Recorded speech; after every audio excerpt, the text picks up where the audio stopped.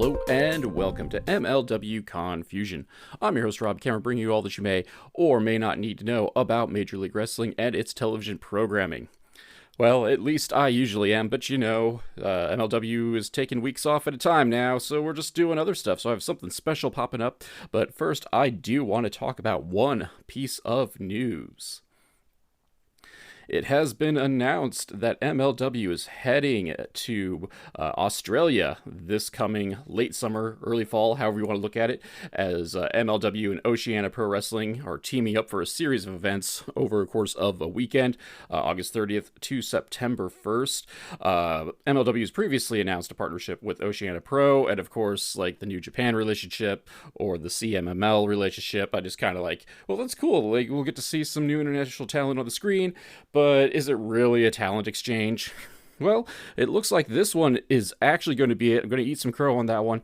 So they are having the Gold Rush series, a competitive interpromotional series of battles, if you will. Who will come out on top? I don't know. Is there going to be a trophy? There better be a trophy. I want an Oceania trophy. Or whatnot, but they are noting that titles will be on the line at these various contests, so we're actually kind of curious to see what's going to happen over there in the meanwhile. So MLW is going to Australia later this year, putting that $20 million they recently got to good use. All right, so as I said, no MLW this week, and I got something that I have in the vault. Well, hasn't been in the vault terribly long, just got it done up thanks to Intimidation Games running into my work schedule, if you will. What I got is Feline Phenomenal. No, not doing that. Plenty of Energy. Okay, yeah, we're getting cringe. Who I have with me is Midwestern independent wrestling standout, the Feline Phenom, JT Energy. He is Grand Slam champion in SCW Pro, which of course I'm one of the internet champions of. And by internet champion, I don't mean like a title belt. I mean like rah head cheerleader kind of dude.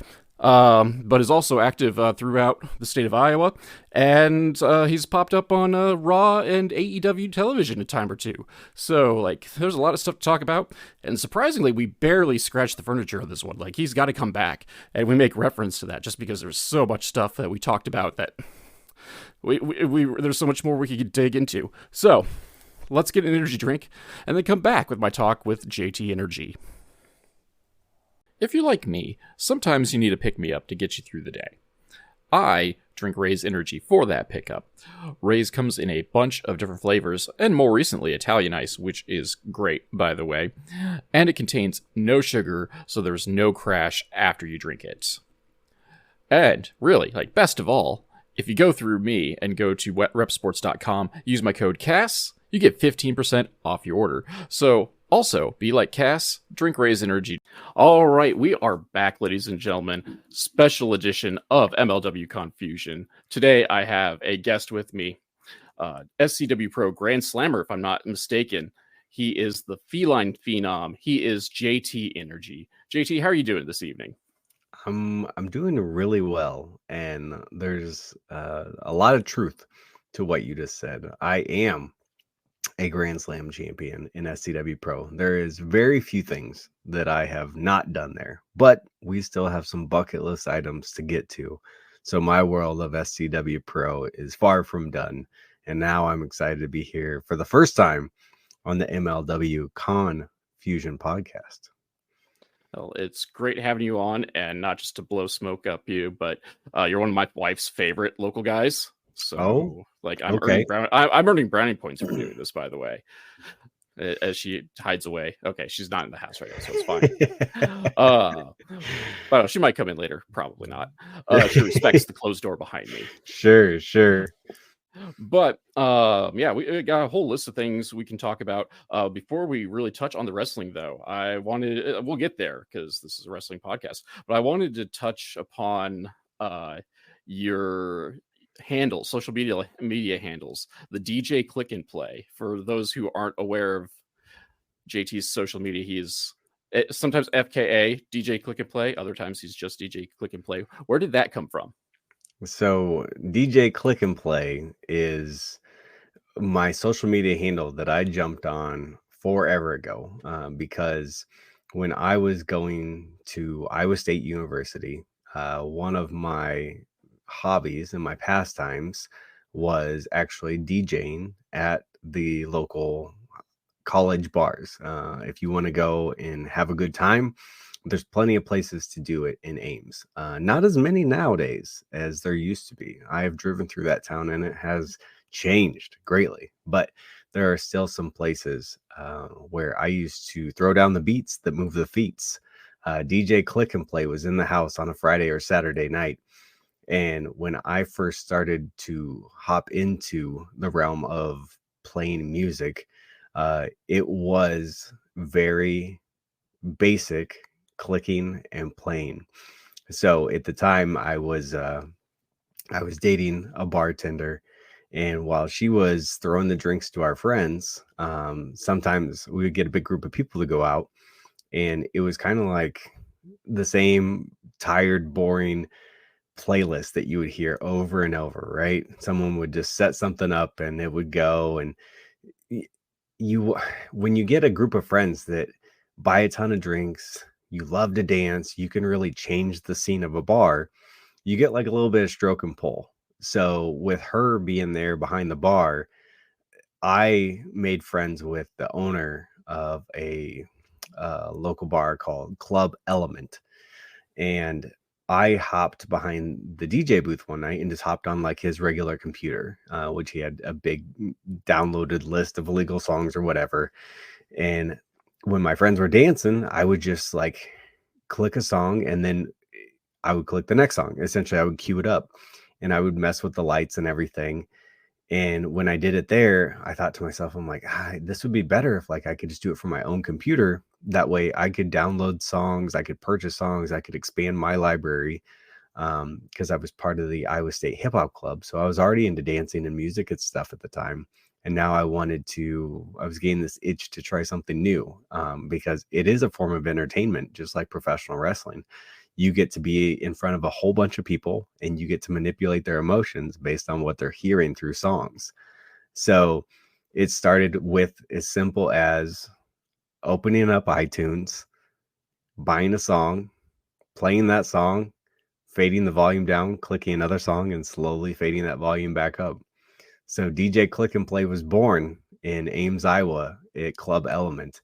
And I went to many a bar, as far as I brought the energy that would eventually become JT Energy out through my DJing, because when you watch someone play music or perform, I felt like if you ever see videos of DJs now, when they have like a big beat drop, the crowd matches the energy of the DJ, no matter if they're like twisting knobs or scratching or whatever they're doing.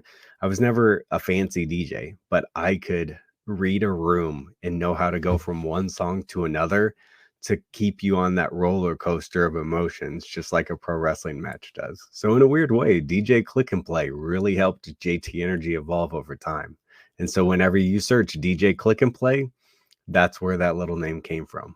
That's actually a good point. I mean, the ability to read the room is like the ride or die of a professional wrestler, especially for the smaller shows. Just so you can, and big shows too, obviously. But sometimes it's a bit harder to do that on a larger scale. But kind of backtracking even further up that hip hop club. I am a small town boy from out in the middle of nowhere, and went to college out in the middle of nowhere in a slightly larger area. We did not have a hip hop club. So what did that entail? So I had a friend from high school who had gone to Iowa State, and while she was attending there, I'll take it all the way back to how I really kind of got into this. So back in the day, before these sites that had the swipe left and swipe right, there was websites called like Match.com. And in the early stages of Match.com, I thought to myself, you know what? I'm going to go on Match.com because I would love to meet local ladies. And at that time, You didn't pay for it or anything of that nature. It was just like a picture with a bio, and you're like, oh, cool, they live 25 miles away or 60 miles away or whatever it might be. And at that time, you also had things like MSN Messenger, Yahoo Messenger, AOL Instant Messenger. And nowadays, you might have DJ Click and Play across all your social media platforms, right? Well, at that time, you could put two and two together. The handle or name you would choose for, like Match.com, that might be your handle on something like MSN Messenger.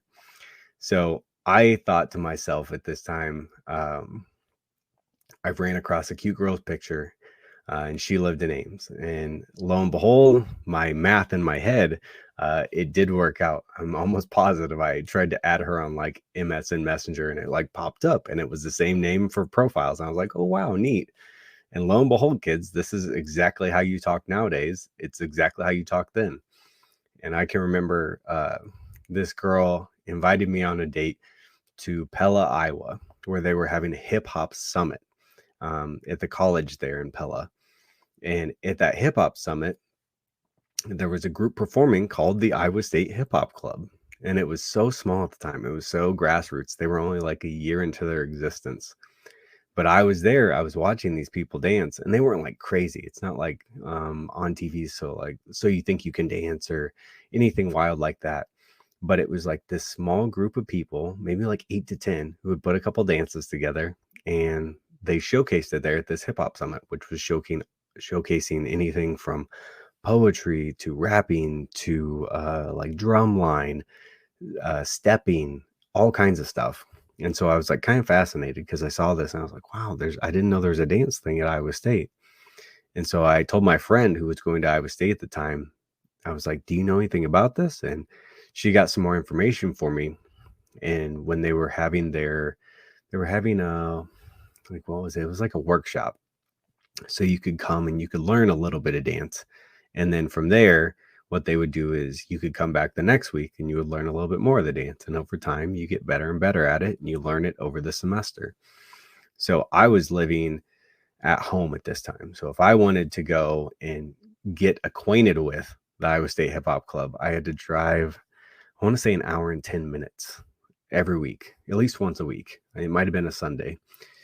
So on Sundays, I would drive to Ames an hour and 10 minutes. I would go meet with my friend who I went to high school with, and we go to these workshops that were put on by the Iowa State Hip Hop Club. And this is a kid not going to Iowa State, but at the time I had intentions that that's where I wanted to go. I was currently going to Iowa Central Community College.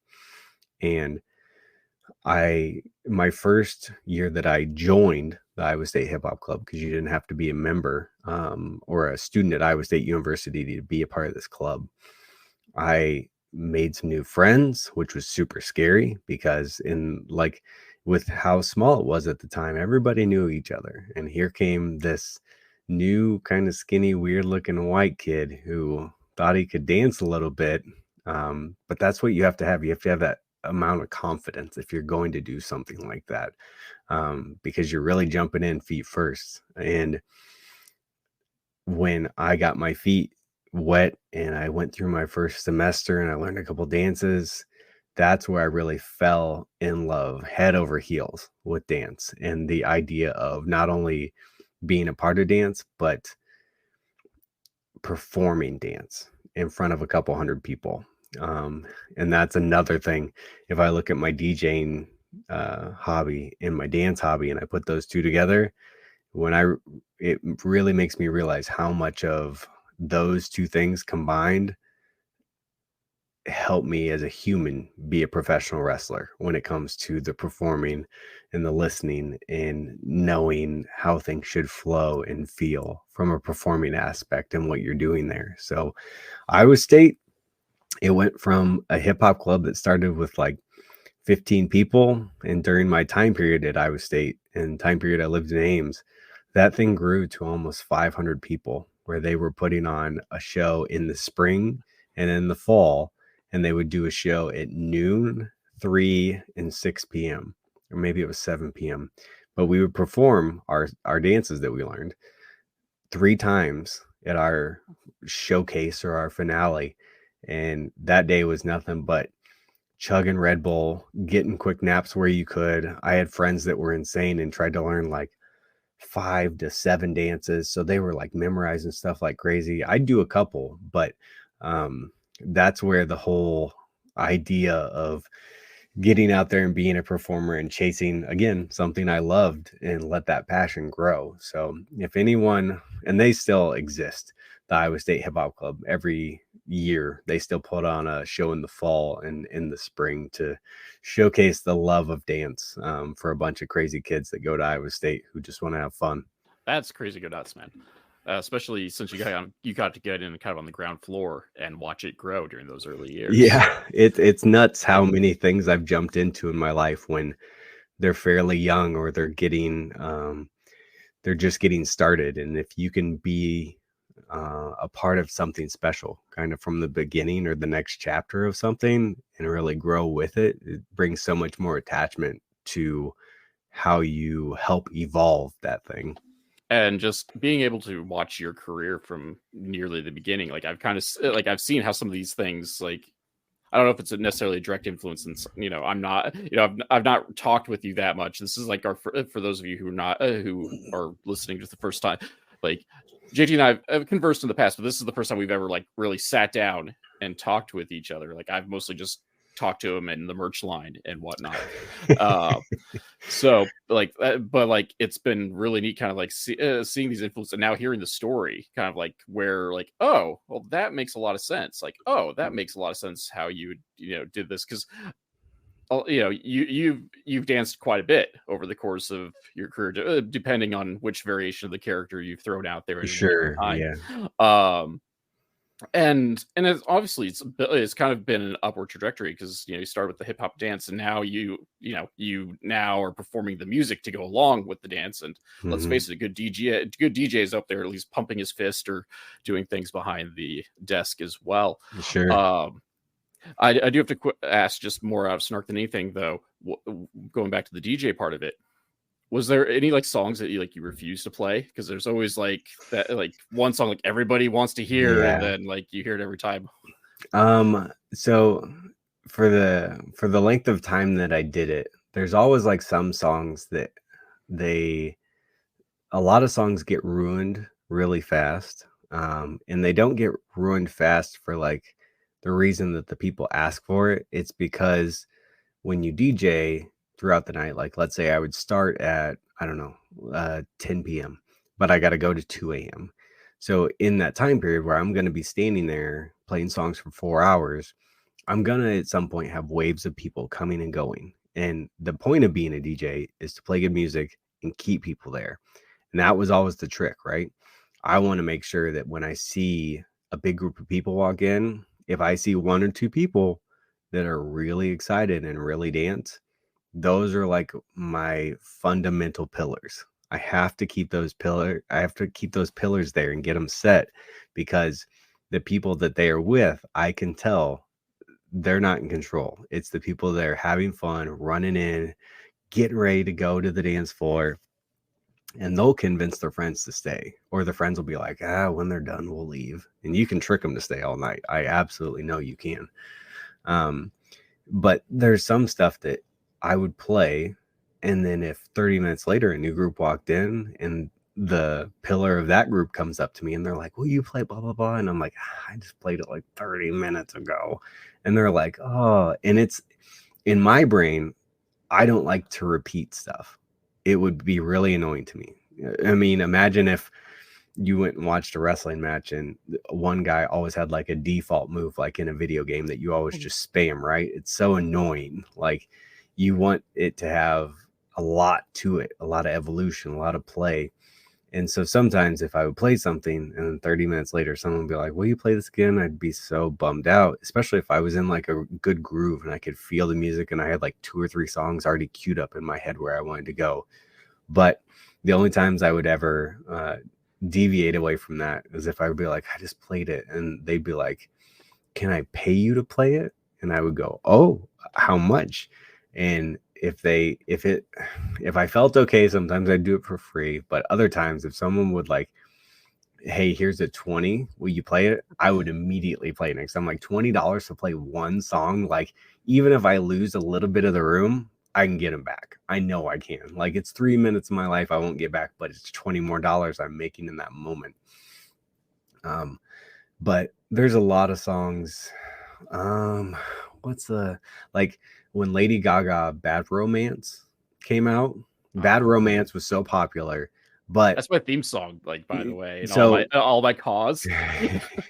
Bad Romance, like, I love Lady Gaga, but it got so popular in that small time period that, like, it was like, it felt like every hour I'd have a person asking for it, or some people, they'd hear it and then, like, they'd be like, can you do it again? And I'd be like, no, that's like a 4+ minute song, and like, That's a I faux don't pas, like a I don't huge want to faux hear pas. rah rah rah rah rah. I don't want to hear that so many times. Like, it's fun, but like, don't overdo it. That's how you get burnt out on stuff and it gets annoying. But that's one that like pops up in my head. Teach Me How to Dougie. Oh my god. Teach Me How to Dougie, or like The Wobble, anything that has like the typical like white girl dance to it. Of course, we'll play it every time. Even when like Florida Georgia Line Cruise came out, that's one where it's like the stupid intro of "Baby You're like, I've heard it so many times that like when I hear it, I'm just like, oh, like it brings back this trauma of these white girls running up to me drunk, holding their drinks over my laptop, and me having to be like, please get back, please get back. But just like with meeting a pro wrestler, if you ever meet a DJ and you're nice and quiet and you wait, like, your interaction as a fan or a person helps that person delegate how they're going to interact with you. So the nicer you are, hopefully the better experience you have, whether it's with the DJ or with a professional wrestler. For if anyone asks me a similar question, Margaritaville has been ruined for me thanks to my stint in the supermarket. Sure. Every day, twice on Saturday, Oh, and like my shifts weren't long, and somehow I managed to hear it every day. gross. Yeah, which I feel bad, especially after he passed, and like I had to hear it all over again. I was having flashbacks. But never mind that. Do you do your own remixes, and how much have you done? If you have. Not not a lot. So like whenever I hear a good remix of something, like someone who can take a song and completely turn it into a different genre, or take like the lyrics of a song and strip it and make it work with something totally different, like people that can make really good mashups, I have a lot of respect for. And when I can hear them put them together, like, that's, I feel like that was the next step if I would have committed more time and effort into DJing and not just been DJ click and play. Like, I would try to figure out little bits of stuff. But the way that I would do things is, um, like, if I would have a song go and I would like pause it on something and repeat it, and then slow it down and slow it down. Like, I'm playing with people's, like, they have to start listening because they know something's happening. So I would take a song and slow, and then I would drop the beat for the next song. And if you drop it at the right moment, it was like it was this big, because people audibly hear nothing happening for a second. So it makes people like turn their head, and you have their attention for a split second, and then you start the next song and it's like, oh, here we go. So that's how I would do a lot of my mixing, is I would use that negative space where there would be nothing, and then people have to anticipate what's going to come. Kind of like when the Royal Rumble buzzer hits one, and you wait for that theme music and you're like, what is it? What is it? Oh, there it is. And you explode. So that's how I did it. But I never, one of my favorite things to check out on like TikTok right now, there's a guy called DJ Hamster Dance, and he takes lots of old retro stuff and he mixes it with new stuff. One of his things that blew up is he mixed, what is it? I think he mixed a Chingy song with the DuckTales theme song, and it works really well. And stuff like that always pops me. It makes me just really smile ear from ear, from ear to ear, because when you can take some nostalgia and then something that's over the top hip hop and rap, those things like work really well. And stuff like that is just really fun to me. So if anybody wants to check out fun music and mashups, check out DJ Hamster Dance on TikTok.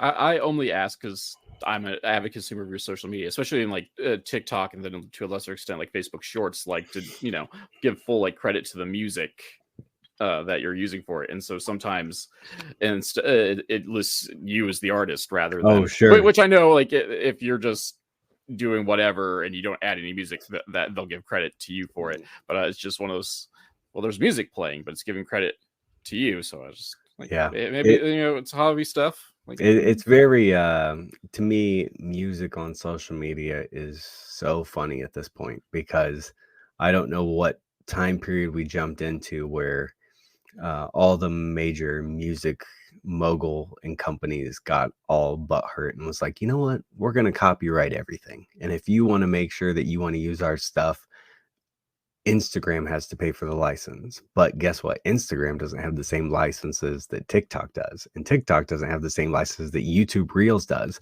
And so I'll try to do something fun.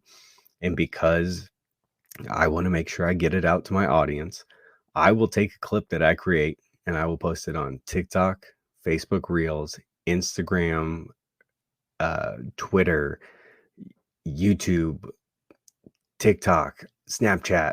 I post it on everything. And the craziest part is to sit back and post the same thing in like 6 or 7 places and then see which one actually gets the best views, because it's not the same. It's not even close sometimes. And then sometimes you'll get flagged for something, or, oh, this has the music taken off, so your video's been muted. And I'm like, the video is so dumb if there's no audio with it. Like, it gets so annoying and frustrating. But that's the world of social media, because nobody wants to play together, because of course, just like Ted DiBiase said, it's all about the money. Everybody's got a price. I use TikTok primarily just to promote this here podcast, and my videos are lazy, like they're just audiograms, like just the wavelength for the most part. Like I do throw up there, like if I've been to some live event, like I'll throw something cool out there, but otherwise it's just, here's a snippet of the podcast. And one day TikTok took offense to like the language. I think I got Brad Maddoxed. I think I used like the word prick, and TikTok didn't like it. Sure. And so they just cut the audio off of it and let the video up, and like no one's gonna want to watch that. Right. Yeah. But then again, I'll throw him under the bus. Nico, okay, I shouldn't throw him under the bus. I chose to use the clip, but I have Nico Klein dropping an F-bomb, and TikTok didn't care about that. Yeah. How wild. That's a whole nother bag of worms there. But we really covered, your music, we'll call it music career, your musical influences up to this point. How do you think that's influenced you as a wrestler, besides the crowd manipulation? How's that worked into like your character or your wrestling style? Honestly, a lot. So one of the things that they drill into your brain real early is the fact that they want you to start thinking about your character as soon as you can. And even if you are just starting wrestling school, you really, really need to have an idea of where you're going, whether it's a heel or a babyface. And the longer I stay in this world of professional wrestling, the more that if I was going to tell someone how in depth they have to think of something as far as creating your own self-image, is find, especially like the new games, even an old game, go into a creator wrestler. Like a No Mercy is a great one, because No Mercy is fairly in depth, but it's not as crazy as the new games. But even if you jump to like the brand new games, if you go by 2K23, 2K24, and you try to make yourself and go through every single thing and every single detail, and you try to tie it together to make a cohesive person that has a story that you can tell or show someone, that is how in-depth a professional wrestling character needs to be. And you should be able to show that person or like make a created wrestler and then give it to someone who loves pro wrestling, but they don't know who this created wrestler is. They should be able to watch your entrance, see the colors that you wear, what your taunts, what your poses are, what your finisher is, how you get in and out of the ring, what your move set is.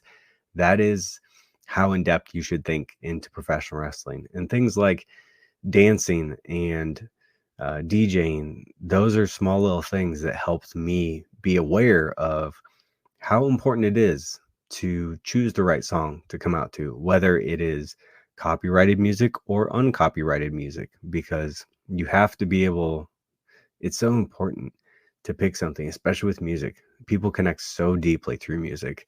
Um, because like initially when I started in SCW Pro, I chose Pony by Genuine before I was part of Vicious and Delicious. That was just my song because I knew like for the character that I was portraying, I really wanted like people to hear that bang.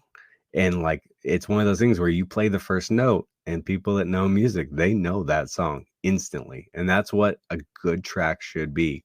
You should be able to hear like the start of Batista's music or Randy Orton's music or Triple H's music, like you know it instantly, and it's great. It gives you goosebumps.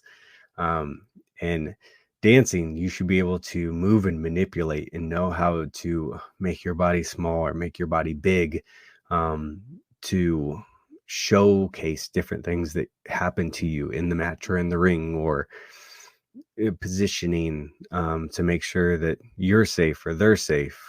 So there's a lot of those aspects that I pulled from that when I talk about it in forms like podcasts over time, I really understand what was in my brain and how I utilized it over time to progress my career and progress my ever existing changes of the character of JT Energy. And you bring up character, and that's something I definitely wanted to talk about because, you know, over the length of your career, you've had a wide variety of characters, and actually like almost like well-defined eras within the character, giving it various nicknames and whatnot. You know, where does that? We'll start with the general of it. Like, where does that come from? What is your creative process for like starting out with like the 6-star booty and moving on to, you know, the unsolved mystery and now the feline phenom? So I had to start with a base coat, right? I had to throw something down on the paper. You got to figure out what you want to be. And initially, JT Energy was the filth you can't wash off. That was like my day one character, JT Energy. And I didn't know if I was a good guy or bad guy. And one of the last weeks that you do at the Black and Ray Wrestling Academy is you do promo class. And you got to write down a promo, and I think you have 60 seconds to do it. And I can remember I wrote down, I tried to rate like kind of a fairly risky promo. At least in my head, it was kind of risky how I was going to deliver it. And when I got up there, I have Merrick Brave and Crotch and Seth Rollins or Colby Lopez. They're all staring at me and they go, "Okay, are you a heel or a babyface?" And I was like, "I don't know." And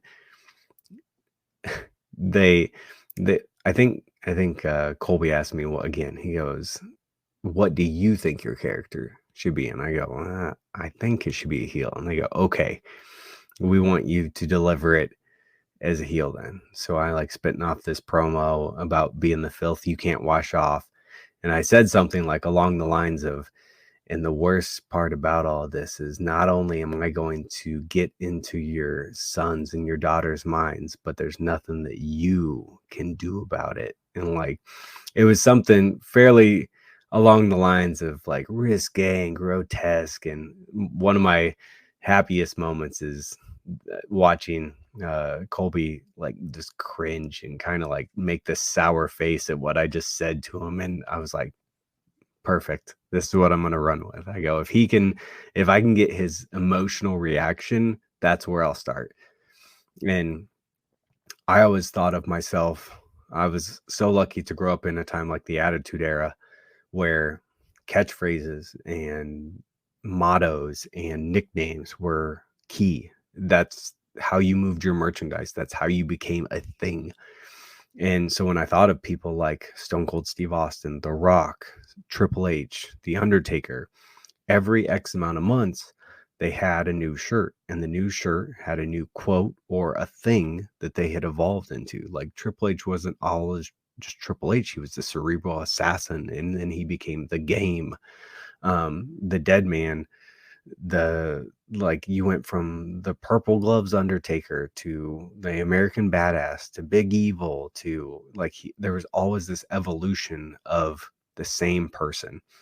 And when I started, I knew the filth you can't wash off was something, but the first time that I changed my gear, my ultimate goal was to get in better shape. And at that time, I had a fairly like kind of sexualized character. And so when I thought to myself, I'm like, I'm pretty good at squatting in the gym, and I think I have a fairly round butt.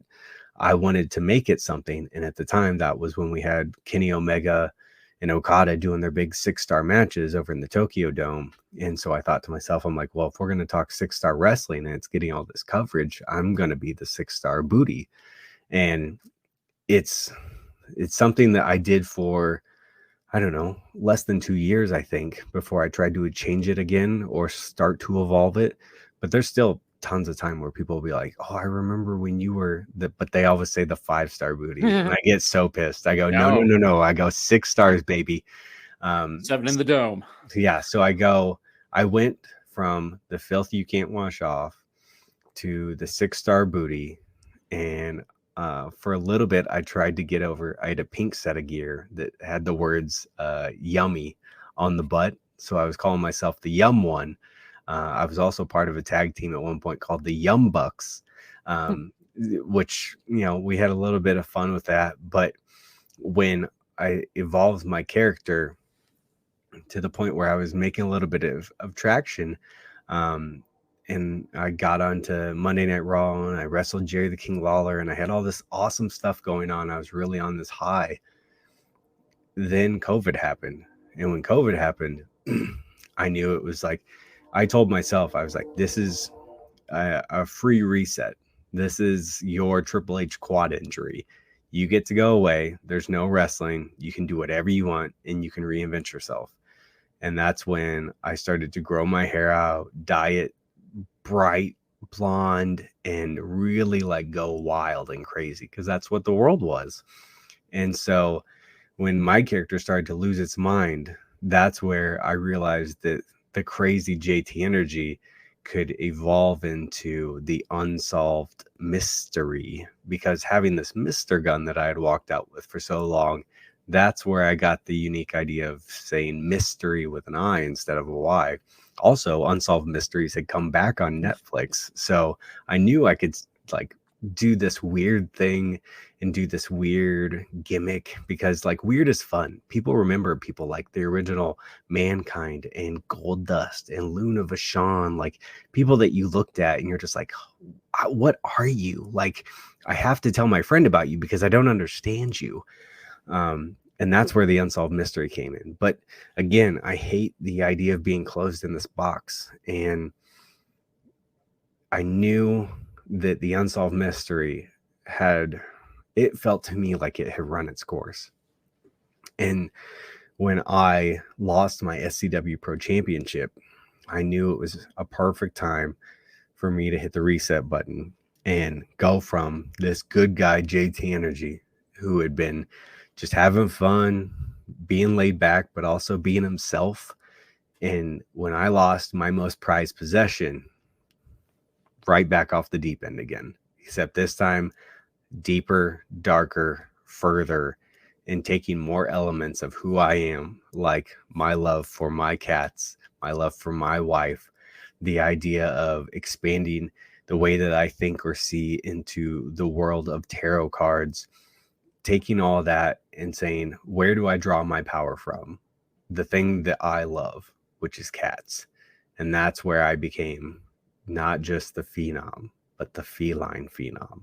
And so when you come see JT Energy now, he started as the filth you can't wash off, the guy who would shake his hips and be over sexualized. Now he's the guy the guy that's covered from head to toe. You don't get to see an ounce of his body, and he's got contacts in that look like cats, and he's got a choker on or a collar on that says energy. If you would have seen me at the start, you would have been like, who or what is that? And if you come see me now, I hope you say the same thing. Go, who or what is that? And I will say, like, the latest transformation, like, it blew me out of the water, because it was just out of nowhere. Like, it was this compared to like certain gimmick changes where it's quasi evolutionary. Like, you just went like 0 to 60 on it. Like, you like yes, you've added more and more, bits of clothing to it, but like, it seemed like almost immediately you went from slapping hands and kissing babies to all Well, now I'm praising cats. if you go back and if you look at the anniversary event where it was the triple threat between Joesa and the Devil Dog and myself, I had my own fun, unique look for that event. And when I lost that night, at that time, I was wearing I had gold leggings with my regular kind of butcher body suit that I was rocking. And up top, I didn't really have anything. I would have my wristband, sometimes my elbow pads. But if you go from that event and then you look at the very next one where I competed in Iowa City, and I had a rematch for my championship against Mosley.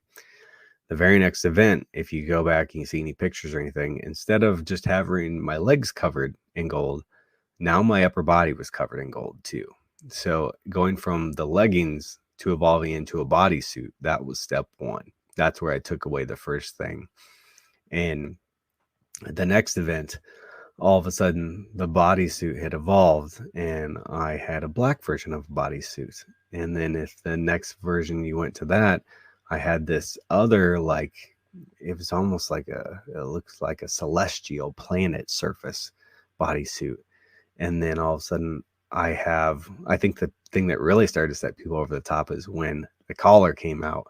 And then all of a sudden I had these contacts in, and people were like, you only got to do one or two things to you. And I have a third eye that I put on my forehead, and it only took a couple things and taking a couple creepy pictures with my iPhone and putting it out there. And then all of a sudden people are like, what happened and how did it happen and why did it happen so drastically, so quickly? But I really wanted to put over the power of being on the mountaintop. And then when you get thrown off that mountaintop and you have to start from the very bottom, where you don't feel like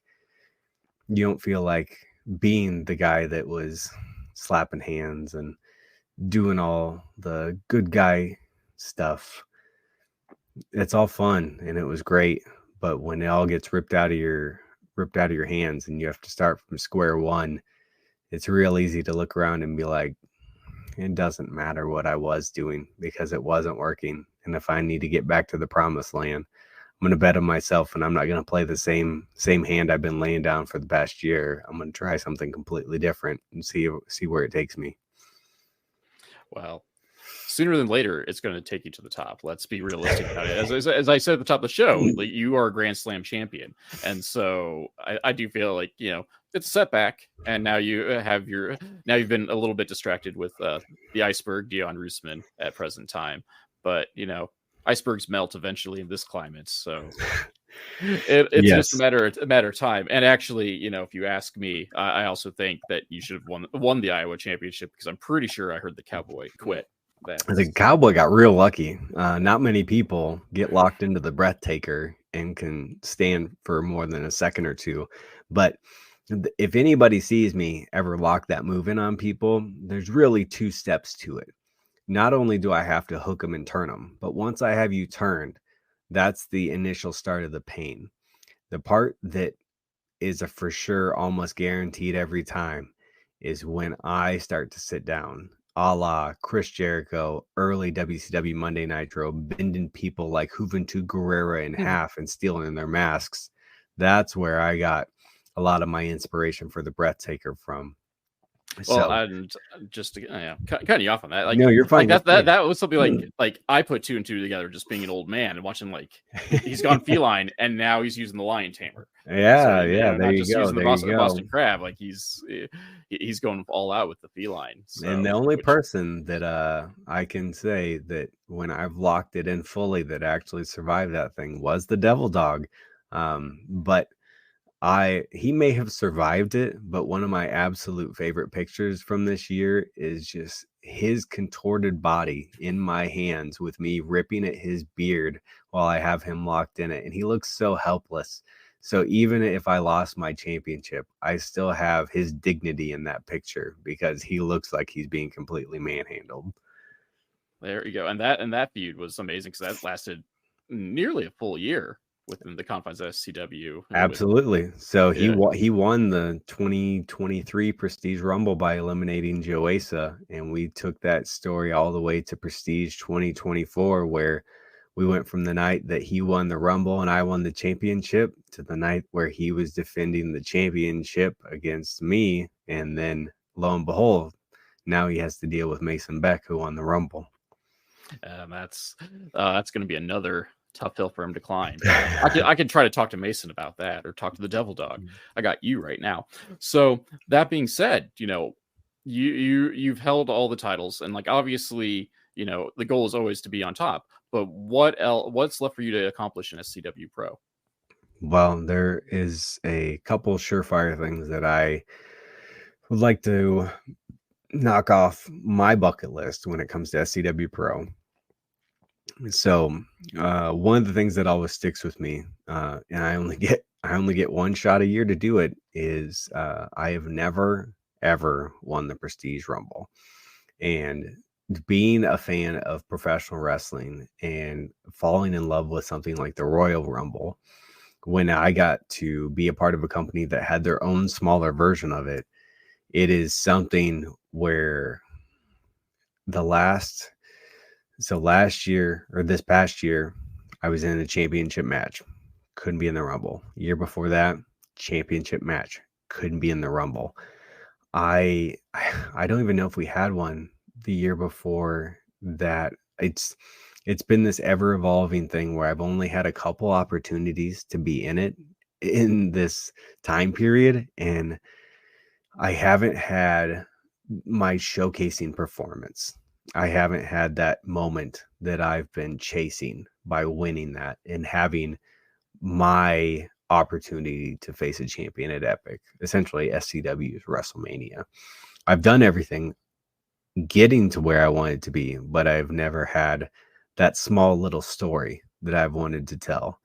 And so, being someone who's done pretty much absolutely everything when it comes to, I pride myself on holding every single championship SCW Pro has to offer. When they put the year-end awards out, I pride myself on having the match of the year, the tag team of the year, the rookie of the year, the superstar of the year, any and all the oh my god moment of the year. When it comes to SCW, I'll put my foot down. I know I'm trying to be a big fish in a small pond, but I pride myself on that pond that I swim in. And when it comes to Iowa and its wrestling scene, I want to be one of the ones that people talk about for a long, long time. So the Prestige Rumble, it is on my bucket list. I want it. I need it. It fiends me. Even at this point right now, I'm not the champion or have a championship, but the better I do, the more opportunity I know I am guaranteeing my spot in the next Prestige Rumble. Going forward, there's no physical championships that I need to attain at this point. I'll probably never regain a victory over Merrick Brave. Unfortunately, our match at Epic 2022, he did beat me for the Iowa Championship, and probably one of the best matches I've ever had in my career. And we did win Match of the Year, voted on by the SCW Pro fans, but I'll probably never get that victory back. Unfortunately, Merrick Brave's body is such an ever-changing, evolving thing that pro wrestling in ring on a regular basis, I think might be out of his realm that he wants to pursue, because he already did so many things before it even got to me or some of the people that are in SCW Pro now. But I don't know.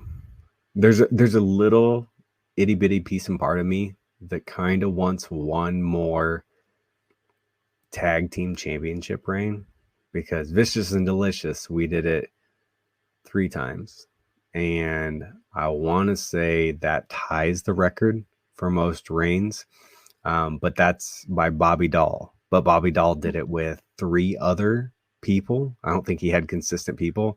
So I really wanted to do it as Vicious and Delicious 4 times, because then we would have been the absolute greatest tag team in SCW Pro history, which we already probably are. But if I could get one more, then it's solidified that that's absolutely me. At some point, I really want a steel cage match in SCW Pro. The only steel cage match in history, I want to say, was between Merrick Brave and Shane Hollister. And there's been a lot of cage matches in Iowa over the past couple of years. There's a lot more availability to cages, and that's kind of a culmination of a feud. I would love to have it Iowa City or Bluegrass, either way. Like, that would be something on my bucket list. But at this point, the thing that I would and will focus on is Dion Roosman. He is my immediate bucket list item. And the funny thing is, it's not even if people go, well, what are you fighting for? We're fighting for pride at this moment, because Dion, was it 2 years ago? He's the one that won the Prestige Rumble. And when I talked about it and I thought about it just a little bit ago, it kind of put some salt in the wound. I go, that's really annoying that he won that. And he went on to Epic.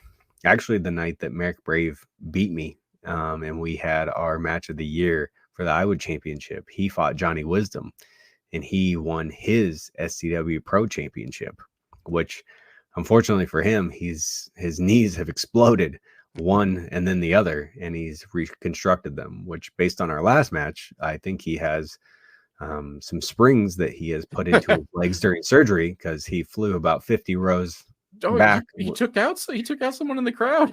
Thank God it wasn't me. I looked up because I was going to punch him in the face, and he flew right over me.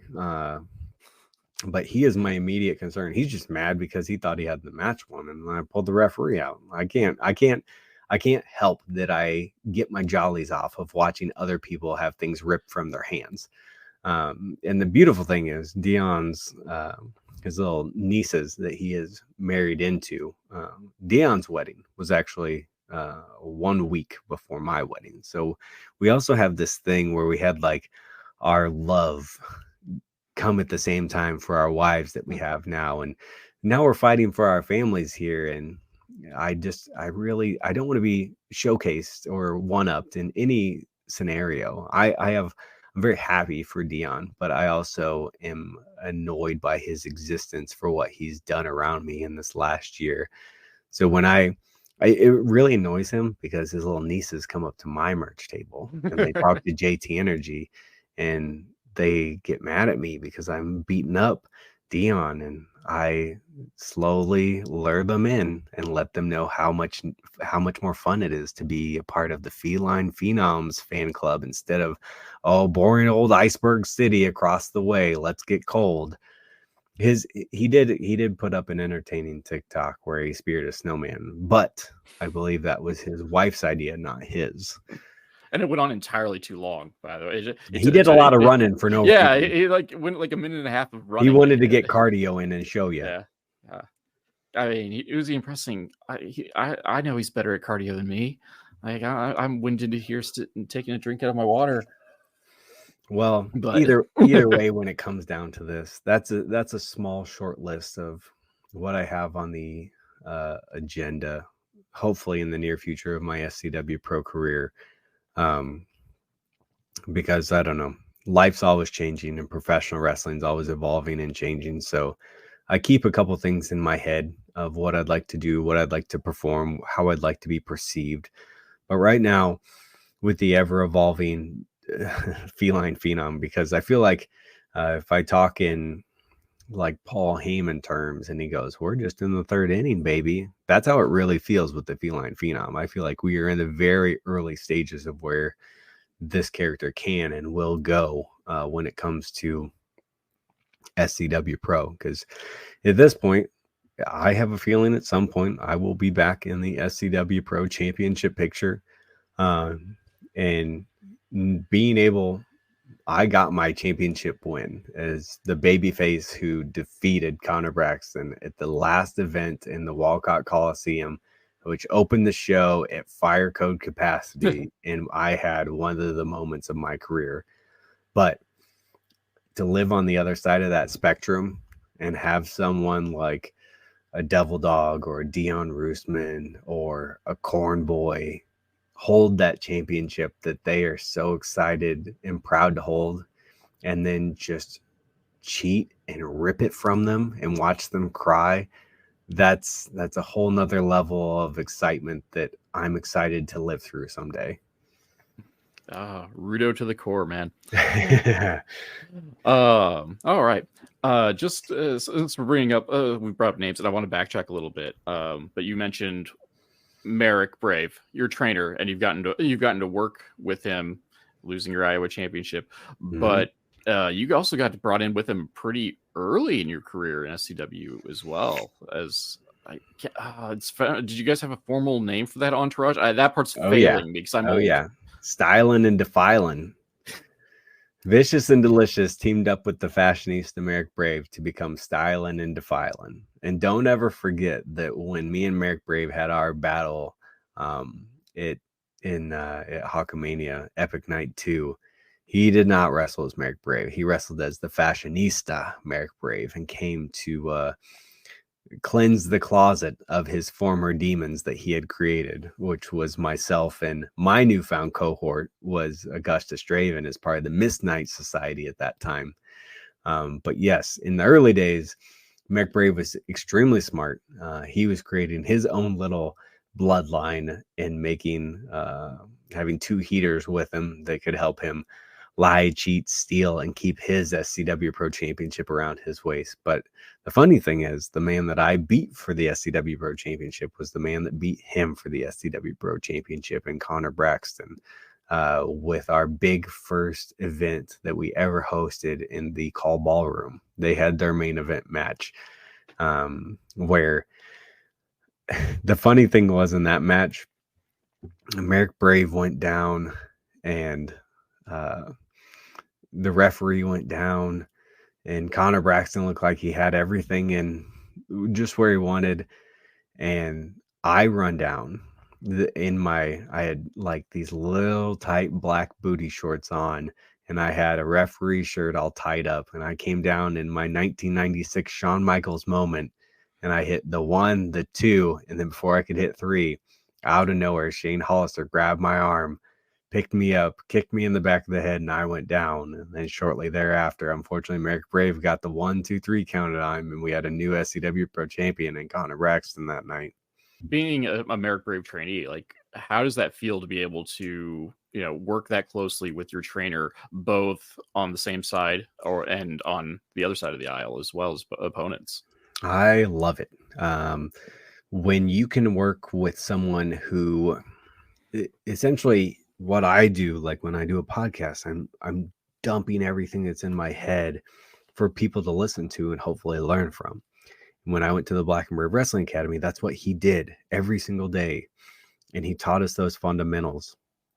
And he teaches you the fundamentals so you have this blank canvas in your head, so that way he knows what you know.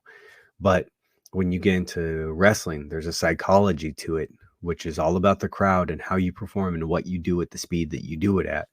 And he's so good at it that I was so, like, I knew we could convey a story that would blow people away. And he knew that too. And when you can get two people together, they're so determined to put something together that could be a match of the year candidate, that's where you really have some fun. And even if I look at the matches I had with Crotch, some of my greatest rivalries and greatest stories I've ever lived through and told were with Crotch. And it's because I was able to have so much fun and take someone who is so excited and analytical on how they see things and how they perceive it over different events to eventually get to an end goal that we get our perfect culmination from. And so when you go out there, whether it's a one-time singles match or you get to work a program that's going to go over a full year, you got to think about that. What have I done? What's the end goal? How do I get there? How do I maximize the efficiency of what I want to get out of this? And if I had fun with Crotch or Matt Mayday, and I had a lot of fun with Merrick Brave, the idea, like I don't, the amount of stuff I know I could sit back and learn by doing nothing, by squaring off against someone with the ring general abilities of like a Seth Rollins is like outstanding to me. Like I can't imagine being able to get in front of, even on like a house show over in Moline at the Mark, if you were just there in front of a couple thousand people, small show, and knowing nothing, but just listening to someone as smart as Seth Rollins say, do this, do that, go there, do this. And then listening to the crowd as it all happens and be like, wow, that's so amazing to know that you can paint a picture so easily by just listening and knowing how you can do so much and get an ultimate end result in 15 minutes. So that's kind of the fun thing to me. I know the last house show I went to in Illinois, it was Seth Rollins against Austin Theory for the United States Championship in the main event. And just watching him work and watching the crowd and like a house show, you never think the championship's going to change hands. And with Theory being the United States champion, I'm like, I don't really think Seth's going to take the championship, but let's see how much he can make me believe tonight. And the near falls and the things that were so deep in the match, it was just wild to me that you can have so much fun just by sitting back and letting pro wrestling take over your emotions and your soul and just believing everything and just being a little kid. That's the worst part about pro wrestling is when you want to be an adult and you want to get analytical instead of just watching and letting your emotions run through. And I'm lucky that I still feel that, because even when I go to a pro wrestling show, a couple weeks ago, I helped out at Dreamwave and I got to sit back and watch the show. There's so many times in that night where I was just overtaken with emotion. I was screaming like I was a fan because it was so much fun, because I love pro wrestling so much. And just to put over Dreamwave is a great place to do it. They pack the house, and I'm slow on the uptake, and so I never get tickets in a timely manner, and so I have to just watch it on IWTV. That was my first Dreamwave show I've ever been to in the entire time I've been in the Quad Cities, and it was awesome. Yeah, I love it. But okay, dude, we've been talking for a long time, but I do want to cover. And there's so much more we could cover. But I told you, I'm a talker. Oh, and I said, I can have you back on. Like, there's still the list. Yeah. But I also like to respect other people's time, and like I as a podcast listener, like once we start hitting that hour mark, I start like I personally start losing. Like even if it was really cool, I kind of well, I gotta get out of the car now, or whatever. But I do want to finish up on a couple of questions, and if that takes another half hour, so be it. I don't care that much. It's my show. I'm a professional neckbeard. Let's do this. But okay, just it's kind of it'll start as a joke, and then it'll lead to better real questions. I punch my microphone. I am friends with the Car Subject Change Boys. It's for those of you not aware, it's a Quad City adjacent podcast. Those guys run a good show, and big SCW Pro fans as well. Whose idea was it to pop in and do a review HLA with them? Oh, that was me. That was me, baby. Initially, on my second appearance on the show, we did a watch along with 1995 Superstars taping. It might have been a 96 Superstars taping. Either way, it was the first event that I ever went to in Iowa when I moved here as a little kid. So I wanted to review one of the episodes because they taped a couple weeks worth of Superstars. So we watched it and we reviewed it and had some fun. And at the end of that episode, I was like, in my head, I'm like, I've been to tons of wrestling events. Let's record another one that I've been to that lots of people know is infamous for one thing, and that is HLA. And so it made it such an easy end game to come back to the Card Subject to Change podcast, have something that we could review again, because I love talking wrestling, but I also love the idea of talking about wrestling and things that I got to live through, and then rewatching the show with a different analytical eye and talking about it with other people. So it's fun to go back and revisit those events, or those matches that you got to live through and be like, I can't believe I got to witness this and see it in this infamous moment that lived in history. So HLA was all on me, because not only did I know that a lot of people know what it is, but hopefully that would get people to tune in to listen to see what the boys would or would not talk about. Oh, that's actually cool that you got to be there for that. Like, Yeah. I take that back. Like, I got to see the debut of Great Khali. So okay, I don't know if that's on par with HLA, but If anybody, one of the things I'm doing, I love going back and looking through things I've lived through. I'm really a stickler for that. I don't want to forget things that I've lived through in my life. I like them to pop up and always remember them. So any ticket stub I ever had or event I went to, I have found the main event for that show, and I've created my own YouTube playlist that I can go through and look at of all the main events I've ever got to witness, where I've seen things of John Cena versus Triple H, Stone Cold Steve Austin versus Kurt Angle. Like, it's fun to remember those things. Like, I got to do WWE Extra Work the night that Kevin Owens came out as Stone Cold Steve Austin and tricked the entire Chicago crowd. It was one of the greatest moments of being backstage somewhere. Like, I just do it to pop myself. And if you ever go on my YouTube page and you go through my playlist, you can see one called Main Events. And those are all events that I've been to that you can see in WWE or AEW main event that I got to be there and witness. oh, that's actually really cool. Like, you hit me in the heart though with like the ticket stub, and that's like one of those things like I miss in this day and age of digital or whatnot. Is like so few companies do a proper ticket stub anymore. Like, maybe I can save the email with the the QC code or whatever. I think you can. I think a lot of times it's an option now. It's an additional fee, but you can request a physical ticket for events, because a lot of people do it for collecting purposes. I know a lot of people. If I bring up someone who I would like to face in an SCW Pro ring, someone like Caitlin Clark, her just recent game where she broke the NCAA women's division record, there was people that immediately they took their ticket stub, they had her autograph it, they threw it up online, and they sold it for a couple $1,000 because it will live in infamy forever. I'm nerding out at the moment about that. Here we go. For those of you, no one gets to see this because it's an audio podcast. But like, here is like my book folder of like a bunch of old ticket stubs and like actually one autograph that I haven't switched over to its other book yet.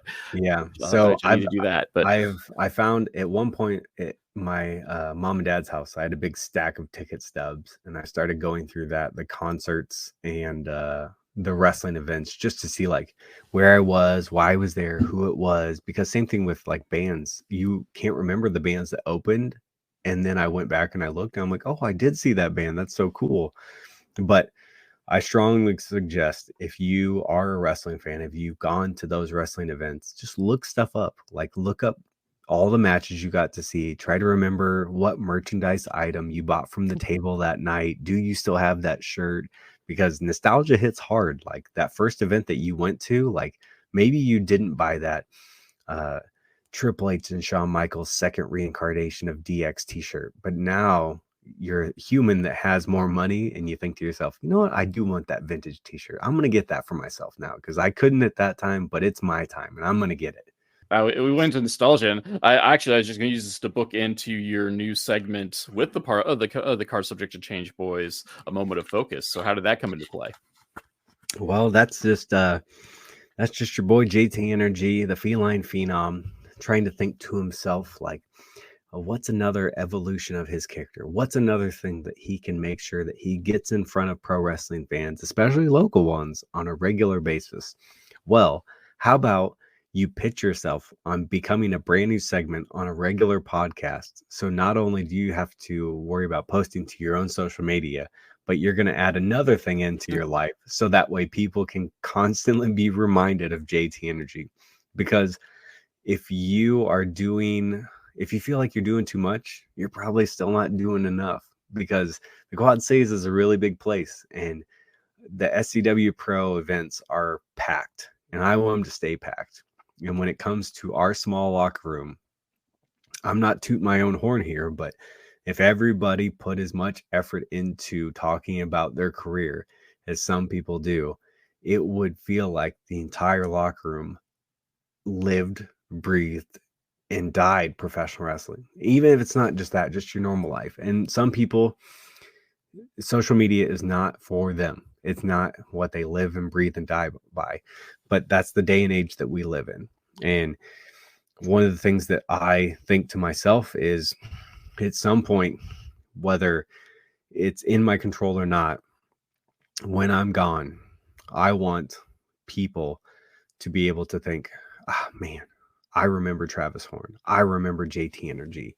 I want to go to the internet and I want to just type in his name and see what comes up.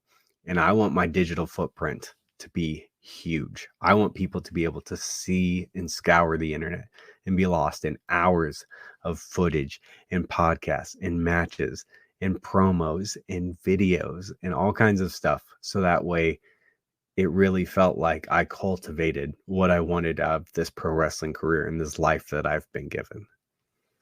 Oh, well, and again, in this, if you're looking to be a professional wrestler full time and you don't have the luxury of WWE and AEW, TNA, insert any of the larger company contract that's going to pay you, a good living, like you gotta have that hustle. And it kind of surprises me at times to see some of the wrestlers that don't utilize social media. And like, don't get me wrong, I actually hate social media, but I'm out there tweeting stupid stuff, not as much as you, like, yeah.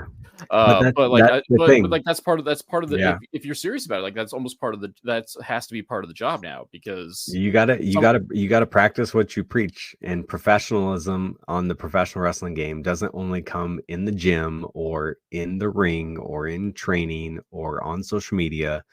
You got to be always working and evolving all the time. So the little videos that you see me make and pictures that I put together, like I have free time. So I'm working on creating content, because that's what people do. They sit on their phones and they scroll.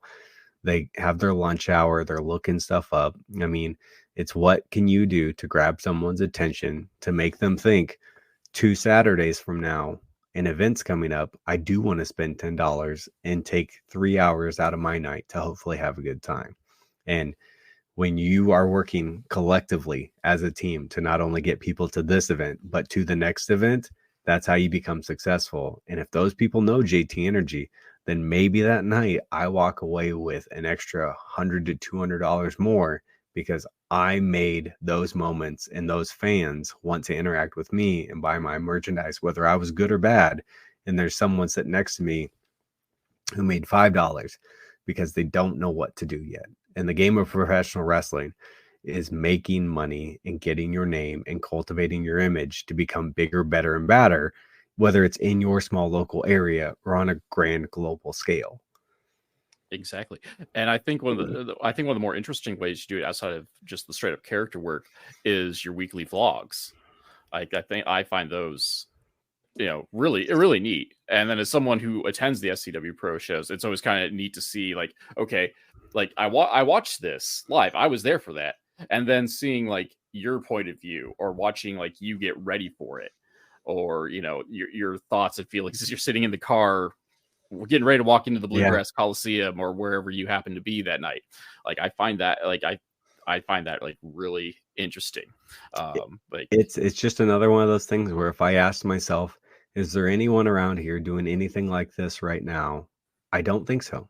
I don't think there's anyone that is making the effort to find an uncomfortable scenario and then sit in the uncomfortable scenario for a while, because that's what you have to do. Just like with pro wrestling, I didn't know how to do this, so I just started to learn, and eventually you get better. And if you start taking videos and like if you can find your favorite YouTuber, Twitch streamer, any of that stuff, like just see what makes them successful. See what you like. Put it out there. If I get 17 views or 1700 views, that's more than zero. And those people hopefully enjoyed the time that they spent to watch it. So if I can be funny or get a backstage interview or just give you a behind the scenes different look. Like I look at people like the Major Wrestling Figure Podcast, Matt Cardona and Kurt Hawkins and Mark Sterling in the content that they create, and someone like All Ego, Ethan Page. Those people have an awesome YouTube following and the different little things that they do. And it's because they not only have their pro wrestling career, but they have their embodiment of who they are, and then they give it to their fans to make you feel like you're not only getting the person that's in the ring, but then you get a different person outside the ring, and you get to mesh those two worlds together. So if I'm on Instagram doing a WWE or AEW card break where people can watch me open wrestling cards and talk about different stuff, it's just another thing that I'm doing for like an hour on a weeknight where people can tune in and be like, oh, I wonder what JT Energy is doing. This is weird. This is fun. And it's another talking point where if someone comes up to me at the merch stand, they go, I saw you on Instagram Live. What was that all about? Like, it's just me trying to try different things to see where the local fan base and where my hobbies, where they come together to see if there's anything that can make me more successful. Well, now it's spinning off again just by saying like we should wind things down. But speaking of like the Instagram and like the card pulls and stuff, you've started doing daily tarot. How did that come about? That is all about I feel like over the last couple years I've seen just like a lot of girls got really into crystals and really into tarot cards. I don't know where it came from, but all of a sudden it kind of got popular. Oh, and it's big in the Quad Cities too. Yeah, there's a lot of people that they feel like they're little witches running around. And nothing against tarot, nothing against witches or whatever you want to be. You just lost my wife right there. But I thought to myself, like, if I get my wife's car right now, on her dash, she has her little bed of like rocks and whatever, and it's hers. I don't care. She reads books that are full of fantasy and lore and all kinds of fun stuff. It's who she is and who she wants. And I thought to myself, what's another way that I can expand myself that is also something that would make people uncomfortable? And I think tarot is weird to a lot of people. It's like going to a psychic or a medium or something. Like the cards can tell your future, right? Like a lot of people are like, you're trying to sell me snake oil on this one. It doesn't really work. But I think I've done it for like maybe like 200 days at this point, maybe less than that. But it's fun to wake up every day as a Capricorn, check my tarot card, see what my reading is. And I always read the little blurb at the bottom. I don't pull it and I post it and then be done with it. It's not just some fake thing at this point. It gives me life introspective. It allows me to read a little paragraph and see how that actually relates to my life, and then allows me to go, how am I going to insert that into my day? How does this actually help me dictate how I think about today or my future or my past, and how they affect who I am right now? So when it came to it, at the time, I just thought, I don't know what this is really about, but my last design that I had made is me with my Mr. gun shooting a 3-headed monster that I had taken all 3 of my cats. And instead of having it be like a 3-headed dog, I turned it into a 3-headed cat monster that I was fighting. And then it looked like a tarot card that at the bottom it said the energy. And I really wanted to take that feeling, and that helped me also evolve into the feline phenom, because once I did that, I realized this is really weird and people think it's probably really weird and they won't get it. But when this design eventually helps me evolve into the feline phenom, they will get that like my love of my cats and how much I adore them isn't just like a cute, weird thing. It's like, I love cats. I'm a cat guy, and it's who I am becoming and showing the world. And I don't care if they like it or not. Merch idea. I mean, it might cost a little too much.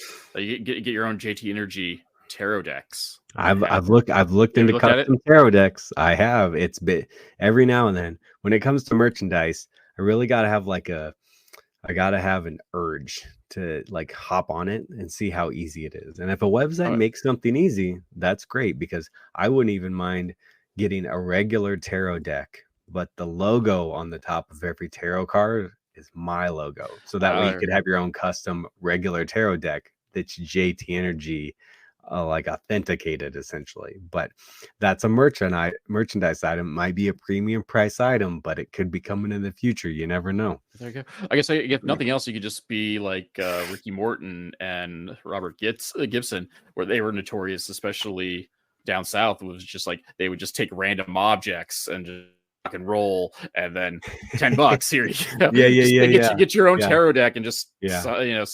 autograph it. That's And how Matt Cardona is. there you go. He signs something and he autographs it, and somebody is absolutely more than willing to buy it because why not? It's one of a kind. Yeah. Well, and again, hustling on the indies, man. Yep. You got to do something to stand out, and selling your own tarot. That's better than getting like a Jared Thumb koozie, I guess. I gotta be pretty careful though. I try not to step too much on the realm or toes of our own regional witch that we have Fair. here. So I do be careful because I don't know the powers that she do or do not be having, and I don't want any of that bad juju on me.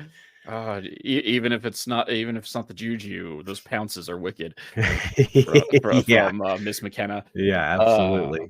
But yeah, I felt bad because I didn't think about that. But she hasn't been booked on the SCW shows in a bit. Hey, she's expanding. She's everywhere else though. Yeah, so, absolutely. I can't that's more of a selfish. I feel bad that I don't see her. But you never know. Maybe a 2024 feud that everybody doesn't know that they want is the good witch versus the bad cat, the feline phenom against Kaya McKenna. I mean, I'd say I'd pay to see it, but like, let's face it, like right now I have the most expensive seats in the house. Yeah. You gotta show up. But okay. Hey, it's like 20 minutes ago I said we were winding things down, and so I am going to end it on the same question I asked like all the other SCW pro guys. So say for whatever reason I'm allowed in the ring. I'm 40, out of shape, no wrestling training whatsoever, or there's going to be an open challenge from anyone in the SCW Pro locker room. Who can I take? Who would I win in that battle? Oh man, who could you take? What are skills that you bring to the table? Are you wearing your glasses? I probably should. Okay, but I don't have to. I can go Stan Hansen on people. I can just take off my glasses and just swing. Well, if I put you in there with a baby face, maybe they won't hit you in the face because they're good guys. Maybe they'll hesitate, and that'll give you an opportunity. But if I put you in there with a bad guy, you might have to swing for the fences, and if you don't land the first one, you might be done for. You know what? When it comes down to podcasts, and it comes down to the SCW Pro locker room, there's only one person around here that I want to bury, and that is my favorite person to bury, Jared Thumb. And I think Jared would walk out, the soon-to-be family man that he is, father, and when he steps into the ring, he's going to say, "Don't make me do this. Keep your glasses on, step one." Jared, no, go ahead and get out of the ring. He'd try to be the nice guy. He'd try to be like Bret Hart in 95, right? He's just too good of a guy. Well, you could easily be like Owen. And when Jared wasn't looking, all he's got to do, turn around, kick him below the belt one time, pin him 1, 2, 3. He's absolutely dumb enough to fall for that. He is a great guy, and he hits everybody with the stunner and the thumb drive. But one too many thumb drives, one too many beers, and coming from Muscatine, unfortunately, Jared Thumb's going to be losing this one. The weird thing is like that's kind of how ignoring the glasses part of it, like that's kind of how I figured. Like I'm not below, or not But above what? low blowing But someone. once Like you get the 1, 2, 3, you run. I'll run. No, it's You go right to your car and you're done. no. I mean, You to be hit the fair, next town. that's the outcome of any fight I have in SCW. Yeah, there you go. Pro. You got to bank on hopefully that working one time. Just like Yeah. Nakamura on your t-shirt. You treat him Yeah. just like AJ Styles, just boom, right below the belt, baby. Like he's gonna be around, doing the thumb thing, and then just Yeah. field goal and run away. But well, add that to the list. Like I'm slowly, like everyone's like choosing someone different. I've yet to have someone be listed twice. Yeah, So you get Jared, I'm waiting Jared for that Thumb one. on here. Let's see what he says. All right, but JT, we're ending for real this time. Thank you for coming on the Of show. course. It's been great. We have talked for, according to the recording doodad, 122 minutes now, which is 20 minutes over what I said I'd do for you. And so we didn't, honestly, we barely scratched the surface of some of the other stuff we could have talked about. Like again, with your, like we just talked about CW Pro. We didn't really talk about your journeys elsewhere in Iowa, your extra work, getting to work with Jerry to King Lawler, for that matter as well. That's why we got to have a part 2. There we go. That's what I am with podcasts. There we go. Just make the rounds. I'm the part 2 king. Or we can make it. We can just start having you on. You can have your own segment. Now, I got a mobile unit now, so I can just like show up at SCW Pro and just like stick a mic in your face, and you can rattle on for 5 minutes. I'll give you a soundbite every time you come out to the show. There we go. But again, I appreciate it. And for those of you at home, like SCW Pro is the best kept secret in Eastern Iowa. If you are in the area, come out. It's a great show. And I'm not just saying this because I happen to sponsor a lot of SCW Pro events either. So, but come see the Feline Phenom, JT Energy, and the rest of the crowd. And JT, thanks for coming on. Absolutely. Thank you so much for allowing me to be on my very first episode, but not last episode of the MLW Con Fusion podcast. First and foremost, make sure next time you see your wife, tell her I say hello. And that next time you guys come out to an SCW Pro show, you get your own picture with the Feline Phenom JT Energy to go on the wall at home. And if you would, always go to the places like Facebook, Instagram, Twitter, YouTube, TikTok, anywhere that you can type in the words JT Energy or DJ Click and Play. Follow, support, comment, like, love, subscribe, do anything and everything you can. If you've already done all that, just hit the share button. Show someone how weird you really are and the people that you follow, like me. And then if you want to, and you got 20, 30, 40 extra bucks in your pocket or your bank account, prowrestlingtees.com/JT Energy. Buy one or every single one of my t-shirts, all like 20 of them I've put up there. And also be weird when you go out in public. That's what I offer. Thank you for allowing me to be here and being the weird guy that I am.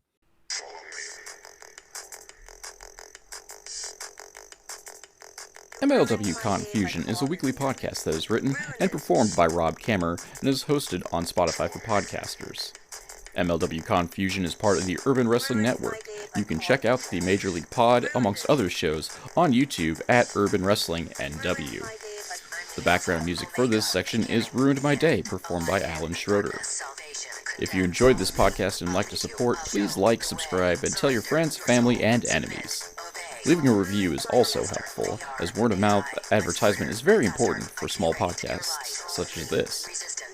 My social media links can be found in the description below, but Twitter and Instagram are at The Nova of Cass, TheNovaofCass, and Facebook is at MLW Confusion, all one word.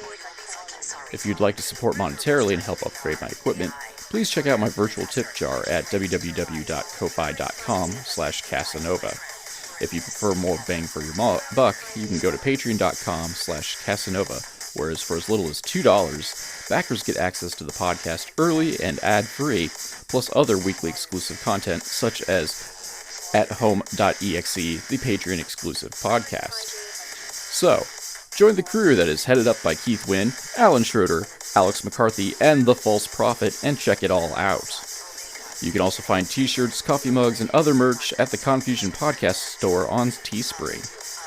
For business inquiries such as ads and sponsorships, please email at rzkamer, that's Kamerer, at comcast.net. Thank you all for listening.